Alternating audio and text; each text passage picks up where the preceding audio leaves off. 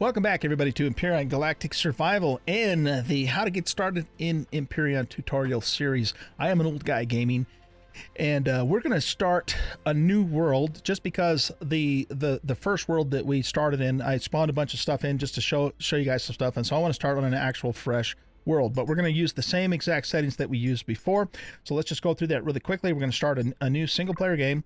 It's going to be a survival game. We're going to call this game OG 12.3 tutorial version 2 because we named the other one version 1. This name doesn't matter as far as the game, you know, the seed and all that. It's just basically helps you recognize which game you want to start. So we're going to set that. The seed is going to remain on 1967. Which is my birth date, so that can be any number you want it to be, and that determines the procedural generation. We're going to leave the difficulty settings on medium, but we want to make sure that mass and volume of CPU points is on. I've covered all of this in the first episode, so if you're watching this episode for the first time, you might want to go back and start from the beginning so you get everything in chronological order. We left the planet on medium. It's still called Filzel because that's determined by the seed, and we're ready to start. So let's land, and now what we're going to do, we learned about the menus and how everything works in general, how the maps work, all that kind of stuff in the first 4 episodes. My God, it took 4 episodes to get through all that. I didn't think it would take that long, but it did. And now we're going to actually do stuff in this episode. Okay, so like we talked about in the first episode, if I hit V, I can go into first person mode and kind of, you know, see inside my pod, which is kind of cool. But you generally want to just land more or less right where you come in, because then you're going to land in a biome called the crash site, and it's you know, kind of like the entry level biome, if you will. A little less dangerous, few resources for you, so it's a good idea to, in most cases, you know, just land right here in the crash site.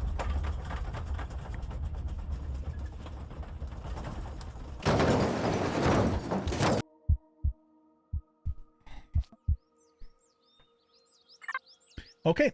We're going to open up the pod and get, whoop, no, we're going to tell the tutorial to go away. Nope, go away, okay. We're going to grab everything out of here. We're going to put some important items on our toolbar. So we're going to put our health packs on our tool. We're going to put our survival tool down here. We're going to put our scanner here. And we'll put our heater down there. I don't think we're going to need it. And we'll put our food here and maybe our bandages here. When I play survival games, I generally like to have weapons on the left, tool types of items in the middle, and then medical and food types of items on the right. That's just me, though. I mean, you can do it any way you want to, of course. Okay, so we have landed on a new planet, and we need to get started. So what is the first thing we need to do? Well, the first thing we need to do, essentially, is we need to get resources. So there are 5 basic resources in Empyrion that you want to get when you start out. Those resources are iron, copper, silicon, stone, and wood. Okay? And then from those 5 resources, you're going to be able to pretty much make almost everything you're going to need in the early game. Now, there are more resources. There are higher level resources that you need for higher level things. But when we're starting out, those are really the only 5 resources that we're really concerned about for now. Okay, so how do I do that? Well, what I'm going to do is I'm going to get my survival tool out. Now, we learned in episode 1 that, or maybe it was 2, that I have this survival constructor. So this is kind of like my little pocket constructor. And I can make a survival tool from here. Now, the game gave me one, but if I lost this for any reason and I needed to make another one, I can just do so. And the survival tool and the detector both can be made for free. They do not require any resources. They just magically can be made as many times as you want to. All right, so, excuse me, all that's to say, if you happen to lose your survival tool for any reason, you can make another one. You don't need any resources to do so. How do I use my survival tool? Well, it does 3 basic things for us. It allows me to defend myself with a red laser. So if I got something trying to eat me, I can try and zap it with the red laser. But make no mistake about it, this laser is wimpy. So it takes a lot to kill something with it. So don't think it's the best thing since sliced bread just because it's a cool looking red laser. It kind of sucks, but it's all you have when you start out, okay? at least when you start out on the medium difficulty like we're doing. So if I right click, I get this radial menu, and that's defense mode. I can also go to resource drill. Notice that my laser now changes to a blue beam instead of a red zappy beam.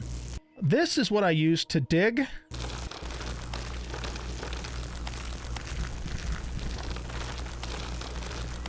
Okay, and it's also what I use to mine surface stones. This is an iron rock. How do I know that? Well, I know it because I just know what it looks like, but if I wasn't sure, if I just come up to it and point my crosshair at it, notice in the lower right-hand corner, it says this is an iron-bearing rock. To mine it, I make sure I'm in resource drill mode, and I just zap it until it breaks up. It'll break up usually into 2 pieces, and then I have to manually pick up those pieces and put them in my inventory by using, by default, the F key. All right, now I have 4 pieces of iron ore in my inventory. If you are playing with weight and volume on, which we are, you do have to be mindful of your weight and your volume. We can actually pick up quite a bit of ore before this starts to become a problem, but you do want to pay attention to it and be careful. You don't want to overload yourself or you won't be able to carry stuff. Okay, so we found some iron. We also need to find some copper and some silicon, some stone and some wood. Okay, so how you do that is you just start walking around in the early game, and you are going to find these stones pretty much all over the place. And so you just start mining to get those resources. Now, there's another way that you can get resources with the multi-tool and get iron in particular and copper and silicone, and that's by salvaging. So way over there, there's a wreckage, and that wreckage has, you know, steel and stuff like that that I can actually salvage. And to do that, I would use the third part of my multi-tool, the salvage part. Now I have a green beam instead of a red or a blue. And what this will do is it'll allow me to take apart structures and get the materials or the resources from them. We'll try that a little bit later. Right now, we are looking for resources, okay? So our one of our most important concerns right when we start is to get, you know, start gathering those resources. And the best way to do that is to find, you know, just walk around and start looking for the surface stones to gather those resources, okay? Now, you also are going to have to pay attention to and deal with your food. Now, the game will have a couple of different types of plants in it that will give you generic plant protein if you pick them. This is one of those plants, okay? This actually used to be called a corn dog in the early game. Now it's just referred to as plant protein. So I walk up to it, I hit my F key to pick it, and it puts 2 plant proteins into my inventory. I can't eat those directly, but what I can do now is if I go to my survival constructor, which is this tab here, notice that it now shows that I can make an energy bar. How much plant protein do I need to make this? I need 2. Well, I just picked 2, so now I can make it. So to do that, I just click on it, and it'll start working on making me an energy bar. When it's done, it's going to put it here in the output. Because I need to make sure that I keep my food excuse me, under control. If I let it get too far down, you know, then I'm going to start having problems. And if I let it get all the way down, I'm going to die. Okay, so you do have to pay close attention to your food. You usually will have no difficulty at all finding corn dogs and the other type of plant, which I think is this purple thingamadoodle up here. Yeah, this kind of lilac looking plant here is also plant protein. So it gives me the same plant protein, and now I have 2 more. So I can make myself another energy bar. What will happen is your energy bars, like I said, will go into the output slot. Now here's a little trick for you. If I leave the energy bar in the output, it will not perish. As soon as I move it out of here, though, then the clock starts and it'll perish in 90 minutes. See, so it says perish time 90. All right. Once you take something out of the output, you can't put it back in. See, so the game's not letting me put it back in. So if I want to keep my energy bars in here to preserve them, all I have to do is hold down the shift key and right click, and I can eat it directly from the output. Okay, so here's what you do. You pick a bunch of protein plants, you make yourself a nice little stack of energy bars, and you keep them inside your output so that they will never spoil. But remember, you don't want to click and drag them out there, because as soon as you do that, you can't put them back in, and then the spoil timer starts. That all being said, protein bars or energy bars do last a long time, and you will almost certainly eat them all before they spoil. But just, keep that in mind. Okay, so we need to find copper, we need to find silicon, and we're still going to want a little bit more iron than what we currently have. So we're going to just kind of look around for that. Now, moving around in Empyrion, if I hold the shift key down, I sprint. Guess what happens when I sprint? I consume food much more quickly. Be careful of that, particularly if you're starting on, say, like the ice planet, where it's even more important that you manage your food. You don't want to just start sprinting all over the place, or you're going to run yourself out of food, and then you're going to have some big problems. Okay, so be mindful of that. But there is a way in the game that you can actually move, pretty easily without expending a lot of energy.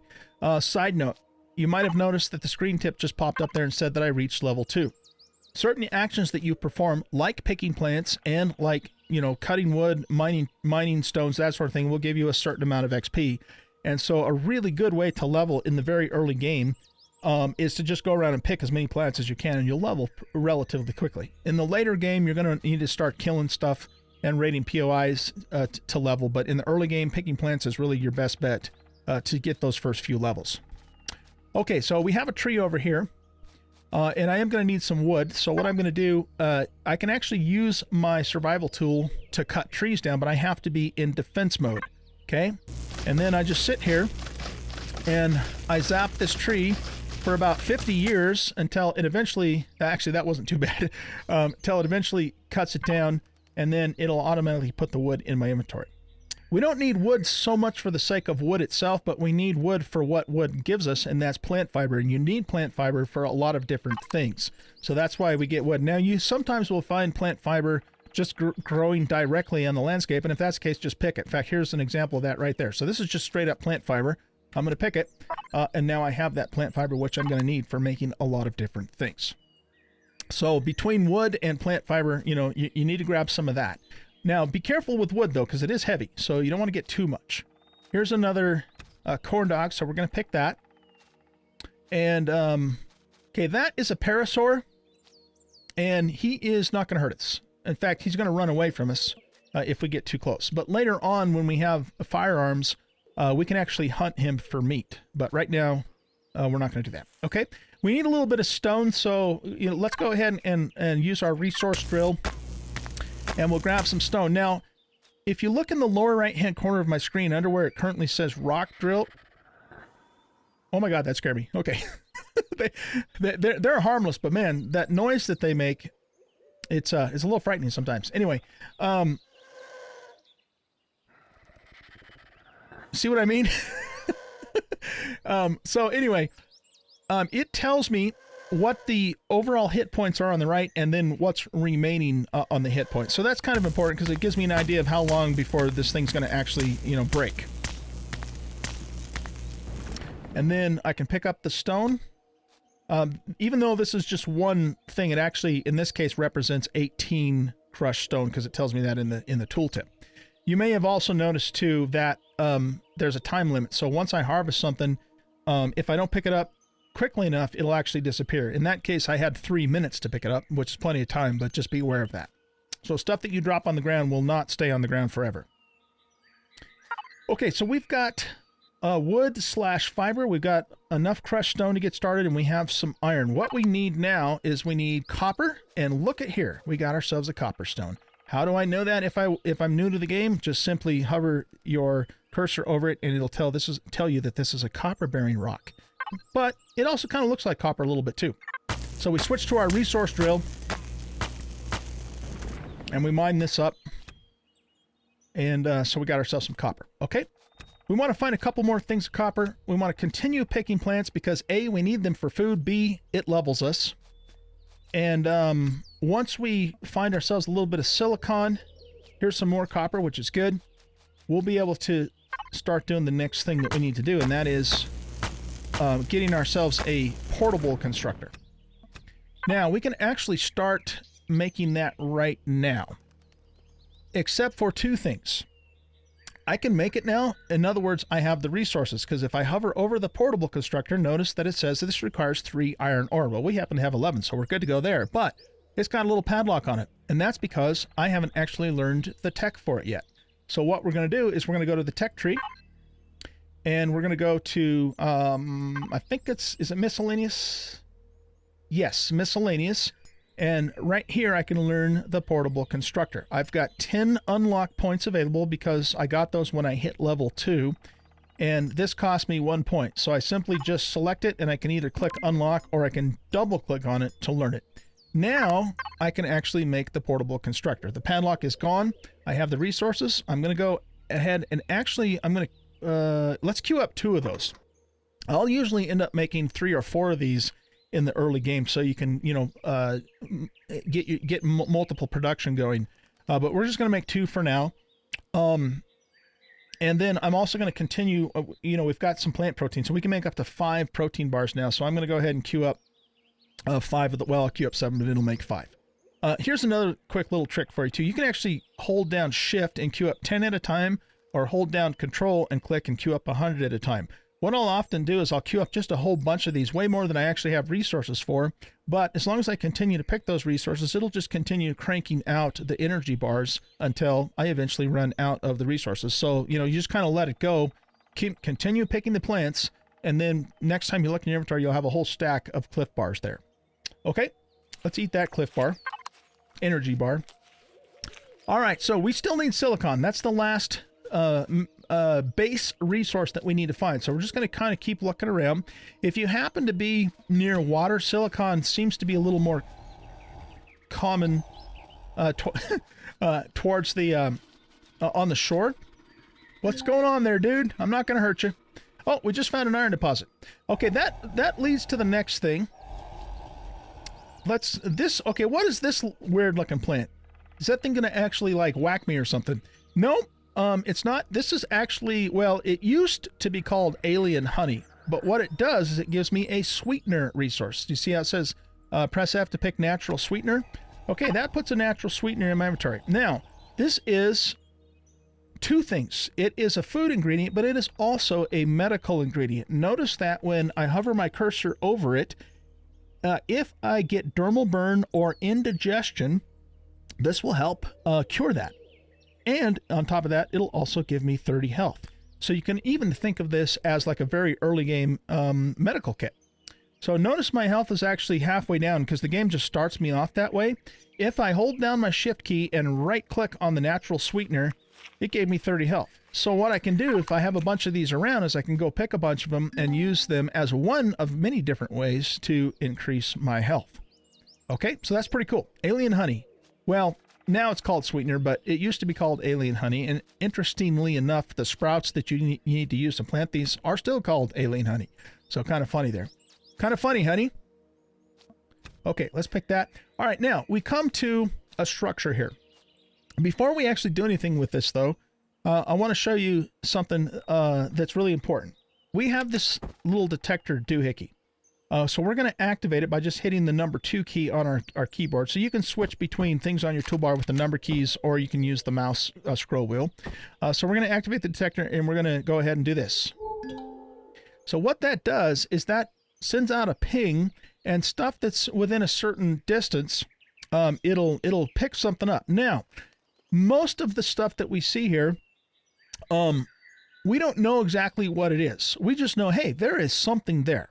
If it's red, that something might be hostile, so we got to be careful about that. But if it's white, you know, it's just a neutral item.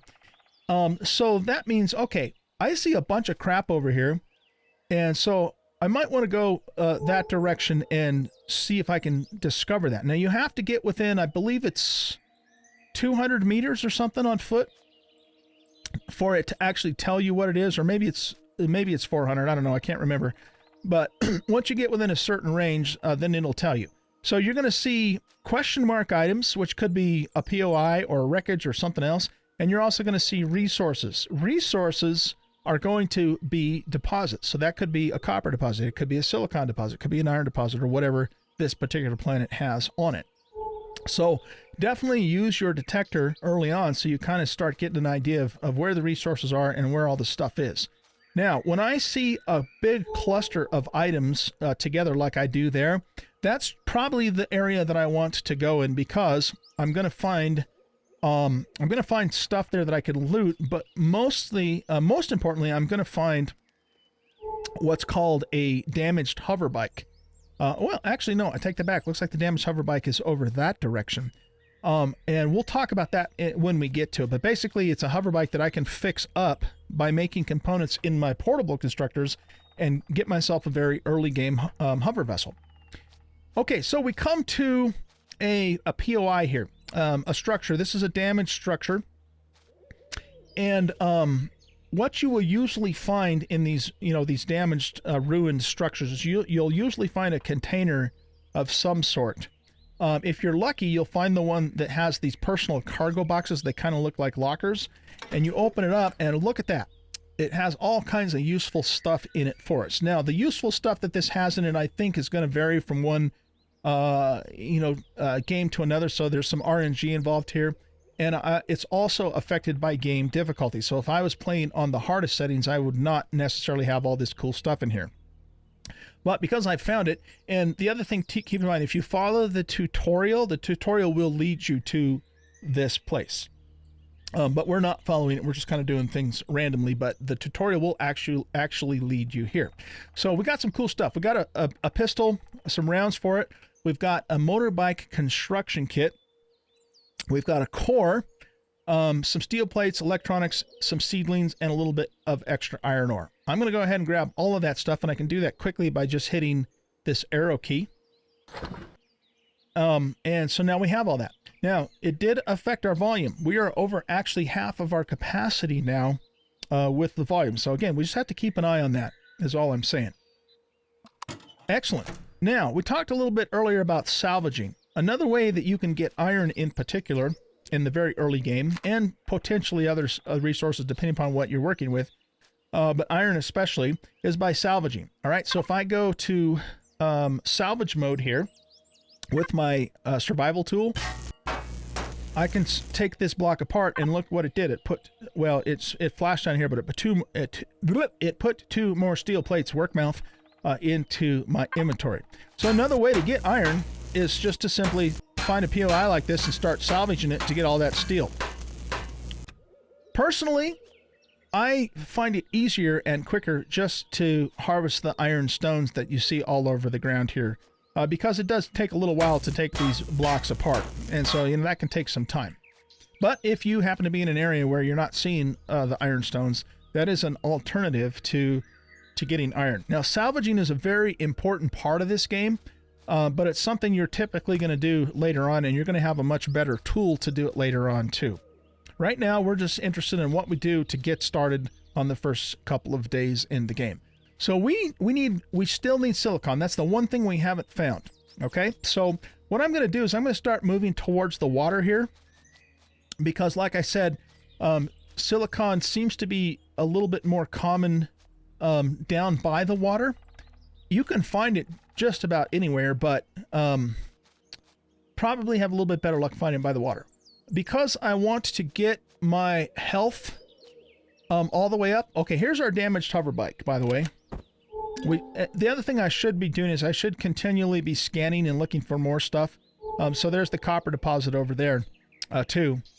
So as I continue to move in a direction, it'll open up more stuff for me to go explore. But anyway, here's the damaged hover bike. What we're going to do is we're going to actually fix this thing up and get it running for us. We're not going to do that quite yet because we still need to get the silicon though. So what I'm going to do is I'm going to open up my map by pressing M, and I'm going to move my cursor over it until it says damaged hover bike, right click, and I'm just going to save a waypoint so I know exactly where it is. Now the game will remember where it is as just a marker, but I want to make it as an actual waypoint, just so that I can, more easily get directly back to it. Okay. The difference, by the way, between a waypoint and a map marker is the waypoint will actually show up on my HUD, whereas the map marker, the little white marker, this thing does not. Okay. unless I'm within range of it, of course, or using my detector. Okay, this creature here is called a pangolin. He is neutral. He is very scary looking, and yes, he will absolutely tear you a new one if you piss him off. But as long as you don't make him mad, he's not going to hurt you. But boy, he sure looks like he's going to, and trust me, man, he can wreck you in the very, very early game if you piss him off. So I don't advise that. Wait until you get some weapons, and then you can actually take him down and get some meat and some some resources from him. But right now, we don't need to worry about him as long as we don't make him mad. So I see this alien honey, and I keep seeing these plant proteins, so I want to continue to pick those. And okay, we just reached level 3, so case in point, pick a lot of plants, you will level quickly in the early game. Picking plants is a viable way to level all the way up to, oh, I don't know, I mean, you could theoretically level all the way to max with it, but, you know, it'll get you to level 5 pretty quickly if you're pretty consistent with picking the plants. Level 5 is an important level because it unlocks some important things that we need, so you want to try and get to level 5 as quickly as you can. Actually, you want to shoot for level 3 first, for the same reason, and then after you hit level 3, then you want to do level 5. Okay, so we're going to go down here by the water. Now we're also going to get out of the crash site biome into a different biome, and we got to be careful because, and especially because it's getting on to be night now. We got to be careful because we could run into some nasties down here. We could potentially run into some spiders, and that thing right over there. Oh, here's some silicon. Beautiful. That thing over there is called a teller pod. He's this really ugly looking squid tentacle, very sharp teeth, nasty looking dude. Be careful of him in the very early game. Remember, we do have this defense mode, but it really sucks. We did loot the pistol from the, from that container. The pistol also really sucks. It does terrible damage, but it is better than the defense tool from the standpoint that, you can hit things from further away. We'll talk about how to handle combat in the very early game using the survival tool, just in case we didn't have a pistol in a minute. But first thing I want to do is I want to get this silicon. So that's what a silicon stone looks like. It is the last major, base resource that we need to get so that we can start doing what we need to do. This is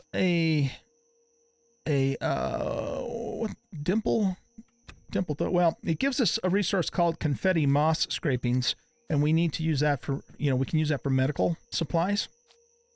So we got those guys over there. I'll tell you what we're going to do. Let's get a little ways away from them boys or girls or its or whatever the hell they are. And we're going to set our tent down, and we're going to sleep until morning. One reason I'm doing that, besides the fact that I'm afraid of the dark on this planet, or on this game, no, really, the main reason I did that is because I don't have a source of light, and so you guys aren't going to be able to see what the hell I'm doing. All right, so let's talk a little bit about combat before we do the next thing. So that's a copper stone. The thing you want to do in the very early game is just try not to get into combat until you have a better weapon, as a general rule. However, combat's good because you'll get a lot of XP, and you'll also get meat and milk off of these things. Now, these guys are super, super ugly, but they taste good, believe it or not. Okay, so he's got a beat on me. Here's what I'm going to do. I've switched to defense mode, right? Whoop. And I'm going to start zapping him in the butt. And he's gonna come after me, and what I'm going to do is backpedal and sprint and maybe even jump a little bit to try and keep him from biting me, because he's going to hurt if he bites me. He's got some nasty teeth. He might even give me a disease or something. So I'm just going to keep zapping him. His AI is going to run away and then come back after me and then run away until I eventually kill him. Once I kill him, he's got 3 pieces of meat and some milk. And, don't let his ugly looks fool you. This is some delicious food, man. This is going to be the best milk and the best meat you have ever had in your life. Trust me. Okay, we got another one. Oh, look at this. This is a grain plant. It looks like cattails. We'll just kind of pretend we didn't notice that, because this is a grain plant, and we can use that to make bread and some other things later on. this plant here is herbal leaves. That we use for medicine, and if we eat it straight up, it'll help us with dermal burn and indigestion. Okay? So you'll get to know all the different plants. And remember, you have the Empyriopedia to check all that stuff when you're really new until you start getting used to stuff. Okay, let's mix it up with this guy. Make sure we're on defense mode. He should start coming after us in a minute here. He's only a level 1, so he's going to be a little bit easier to kill. Hey, dude, I'm right here. Come get me. Oh, that noise that you just heard, that's called a creepy. Where is that creepy at, actually? He'll attack us, too. I don't know where he's at. All right, so let's go ahead and get this guy, too. These guys are usually a little more aggressive than this. I don't know, you know, usually they'll attack you. So these ones aren't so much, but they will, so just, you know, be careful. This isn't maybe necessarily the best demonstration of these guys because they are aggressive, but they're also skittish too. So, oh shit, that scared me. There's the creepy right there. All right, so creepy. See why they call him creepy? What? Okay, he's actually legacy faction, which means he's the scary, dangerous alien faction. He's not very dangerous himself in comparison, and we could kind of kill him the same way. But we don't want him. We don't want him to hit us because he could infect us with a parasite or all kinds of other nasty alien STDs.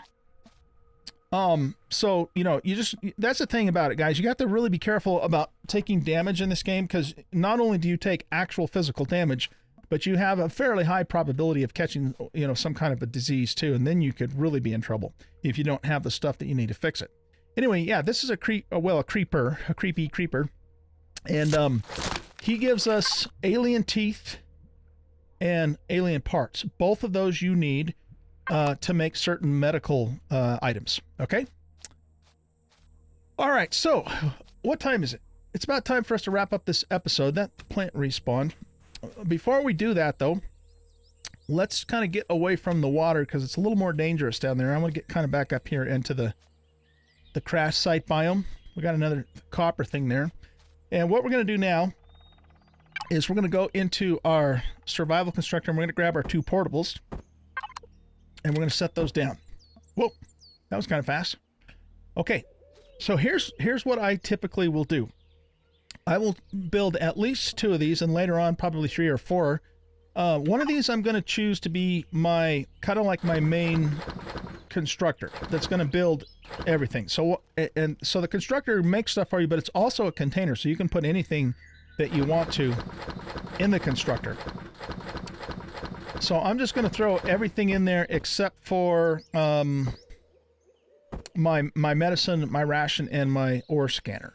Oh, and my my ammunition. Okay, so we're putting everything else in here. Now, once I have filled the input with resources, now I can start making stuff. Okay, what I'm going to do though is I'm actually going to pull the wood back out of this one, but I'll leave the plant fibers in, and I'm going to put the wood in the second one. And what this second one's going to do for me is it's going to be completely dedicated to doing nothing but making biofuel. Notice that when I hover my cursor over biofuel, it requires plant fibers. Okay, now here's the cool thing about Empyrion. Even though I don't have actual plant fibers in here, I've got the resource that's required to make plant fibers, which is wood logs. So as long as you have the base resource, the constructors will make all of the intermediate resources that you need to make the final product. So because we have wood, iron, copper, silicon, and stone in here, we can make everything that we need because it's got all of the base resources. So if, for example, we wanted to make this computer, well, this requires steel plates, optical fiber, and electronics. We don't have to make 1 steel plate, 1 optical fiber, and 2 electronics because we have the base material in here already, and the constructor will essentially pre-make those items for us in order to then make the computer. It didn't used to always be that way. The very early Empyrion game actually, in fact, required you to make the individual components first, and it was kind of a pain in the butt. So it's a nice feature of the game to where you don't need that, you just need the base resources. Okay, so what we're going to do is we're going to queue up fuel. I'm obviously not going to be able to make 200 biofuel, but I'm just control clicking. I'm just going to queue up a bunch of them. And then what I'm going to do before we do anything else is I'm going to go back down and just get a couple more trees so that we can start producing biofuel, because we're going to need it for a few different things. So remember, you got to go to defense mode to harvest a tree with the survival tool. And because this is a larger tree, it's going to take a little bit longer for me to harvest it. So you just have to sit here and zap it and zap it and zap it. There we go. And if you look in the lower left-hand corner, I got 50 XP for that, and it gave me 3 logs. Okay, so we're going to go back to here. What happens if you set your survival constructors down and then you run way over here to get a tree and then you forgot to bookmark it? Oh shit, where's my survival constructors? Don't worry. If you look on the mini-map, it actually automatically marks them on the map for you, as well as on the main map. I'm sorry, I said survival, I meant portable constructors. So if you run back here, I'm going to put all of that wood in here. And because I queued up a bunch of these, it's just going to keep cranking these out until it eventually runs out of resources. And if I can just keep feeding it, it'll just keep going. Okay, so that's dedicated to fuel. Now, we harvested some meat from the teller pods that we killed. We got 5 pieces of meat, actually, which is great. However, this has a very quick perish time, as you could imagine. And so what we're going to do is we're going to go to the food button up here, and we can make grilled steak out of that meat. Okay, so we can make a total of 5 because it takes 1 meat per grilled steak. Fun Pimps from 7 Days to Die, please take note of that. Thank you very much. Okay. Let's go ahead and queue up 5 grilled steak, and it's going to turn those into steak, and then we can actually eat those for dinner. Grilled steak's a little bit better than the protein bars. I think, well, actually, is it? This gives us 45 food. That gives us 60 food. Yeah. All right, so we got that going. Now, because we have all of our base resources in here, we want to get started making some essential things. Probably the first thing you're going to want to make is the motorcycle. And so, we lucked out and we got the construction kit out of that locker. But let's just say, for example, that we didn't have the construction kit. Okay. Let's just say we didn't have it. So I'm just going to drop that on the ground. As long as I pick it back up in 3 minutes, we'll still have it. I'm just going to do this to demonstrate it. So I can make the construction kit here because I've got all the resources for it. So I can manufacture the construction kit in the portable constructor in order to make a motorcycle. So let's talk really quickly about these filters here. Let's pick that back up so we don't actually use it. I shift-clicked that into the inventory in case you're wondering how I got that in there so quickly. Okay, so up across the top, we have some filters that are important to know about. This little button is all objects. So it's the circle with the 4 arrows coming out of the corners. This represents only items that you can use with the base, which we really don't have anything right now that we can make for a base here in the survival constructor. The reason for that is because I haven't learned the stuff in the tech tree that I need to, incidentally. This is stuff that we can put on capital vessels, stuff that we can put on small vessels, stuff that we can put on hover vessels. Again, nothing's showing up for any of this because I haven't learned what I need to learn in the tech tree for them yet. But you're going to find this in all constructors, all the way up to the advanced constructor, these filters. So you need to be familiar with them. Over on the left, then we have filters on specific types of items. So in the portable constructor, we can make some basic food, and that's the knife and fork. Okay. These are some basic medical items that we can make in the portable constructor. These are tools and weapons that you can make in the portable constructor. This is blocks. These are blocks. So various different blocks in the game, which you're going to need, of course, to build your first base and that sort of thing. This item here is I thought it told, yeah, components. These are components. So these are real basic components like, circuit boards and optical fiber motors, that sort of thing. And then this is devices. So this little guy here that kind of looks like a circuit, these are actual whole or complete devices that you can make. remember we talked about in a few episodes earlier that certain constructors can only make certain things. And so these are all the items that you can make in a portable constructor. And you can make all the things that you need in here to, you know, to get a basic base going, a basic hover vessel going, and that sort of thing. And actually, I told you wrong. The reason why nothing was showing up when I was over here earlier is because I was actually wasn't on the devices filter. So if I go to devices, then I can see capital vessel, small vessel, hover vessel, and base items there. Okay, and then the last thing is the decoration blocks, which it looks like indeed there isn't anything I can make for that in this portable constructor. But this is going to be things like beds, antennas, showers, bath, you know, toilets, tables, chairs, that kind of thing that you would put in a base. Some of those actually have a functional use, though. For example, if I have body radiation and I have a shower, I can remove that by taking a shower. So it's more than just decoration. There is actually some useful items in that tree, but we can't make those in the portable constructor. But we don't need any of that stuff right at the moment anyway. Okay, guys, we are out of time. So in the next episode, we're going to just continue where we left off. We're going to make ourselves the motorcycle. I'm going to show you that. And then what we're going to do is we're going to actually go back to that damaged hover bike, which is back over that way, and we're going to repair it and get our first hover vessel going. Okay, that is it for this episode. I hope you guys enjoyed the episode. If you did, please hit that like button and subscribe to the channel. And if you have any extra comments or anything, please feel free to leave those in the comments channel. Make sure that they are constructive comments, and that's it. All right, we'll see you in the next episode. Bye-bye.